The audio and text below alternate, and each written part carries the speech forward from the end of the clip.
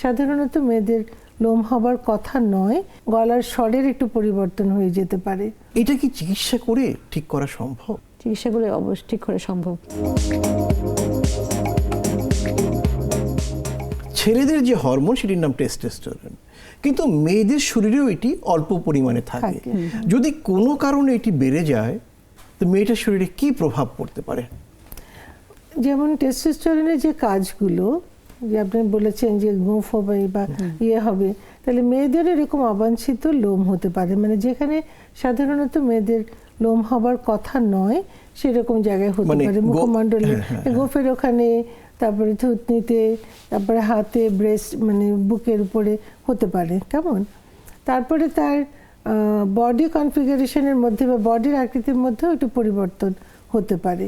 তার ওজনটা বেশি হতে পারে, কারণ টেস্টোস্টেরন তো একটা কি বলবো, মানে শরীর গঠনকারী একটা হরমোন। হ্যাঁ, মানে কাজে এরকম একটু ছেলে টাইপ একটা বৈশিষ্ট্য বডিতে কিন্তু হতে পারে, গলার স্বরের একটু পরিবর্তন হয়ে যেতে পারে। আচ্ছা, তার মাসিকের কোনো সমস্যা হতে পারে? হ্যাঁ, মাসিকের সমস্যা ইরেগুলার, যেমন আগে অনিয়মিত মাসিক, যেমন আগের পেশেন্টের আমাদের কথা বলছিলাম, অনেকদিন পর পর মাসিক হবে, 6 মাস 7 মাসও হতে পারে অনেক সময়। আচ্ছা, এরকম একজন রোগীকে আমি, আমাদের এক পরিচিত ডাক্তারের কাছে এলেন, 20 বছরের মেয়েটি, তার শরীরের অবাঞ্ছিত লোম দাড়ি গোফের মতো বড় হচ্ছে, একটু শরীরটা পুরুষালী ধরন। তার পরিবার মেয়েটিকে বিয়ে দিতে চায়, মেয়েটি বিয়ে করতে চায় না, অর্থাৎ এক ধরনের অনিচ্ছা, মানে তার স্বাভাবিক মেয়ে জীবনের যে প্রত্যাশা সেই জায়গাটায় কমতি। এটাও কি টেস্টোস্টেরনের জন্য হতে পারে, কমতি থাকার জন্য? হ্যাঁ, এন্ড্রোজেনিক হরমোন যখন বেড়ে যাবে তখন তার যে এস্ট্রোজেন হরমোনটা তো কমে আসতেছে, তখন তার ইফেক্টগুলো তখন ওদিকে চলে যাচ্ছে। আচ্ছা, এটা কি চিকিৎসা করে ঠিক করা সম্ভব? অবশ্যই চিকিৎসা করে অবশ্যই ঠিক করা সম্ভব।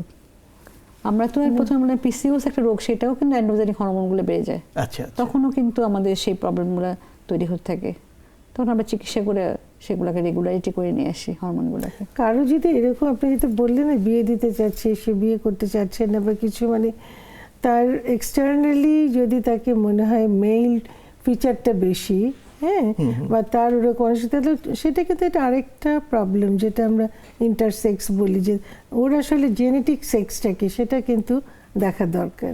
মানে একটা ছেলে বা মেয়ে, তার যে বৈশিষ্ট্য হবে বা সে যে ছেলে বা মেয়ে হবে, সেটা কিন্তু জেনেটিক্যালি ডিটারমাইন্ড। হ্যাঁ, মানে এক্স মেয়ে হবে, XY হলে ছেলে হবে। হ্যাঁ, তো অনেক সময় কিন্তু প্রকৃতির খেয়াল তো অনেক রকমই আছে।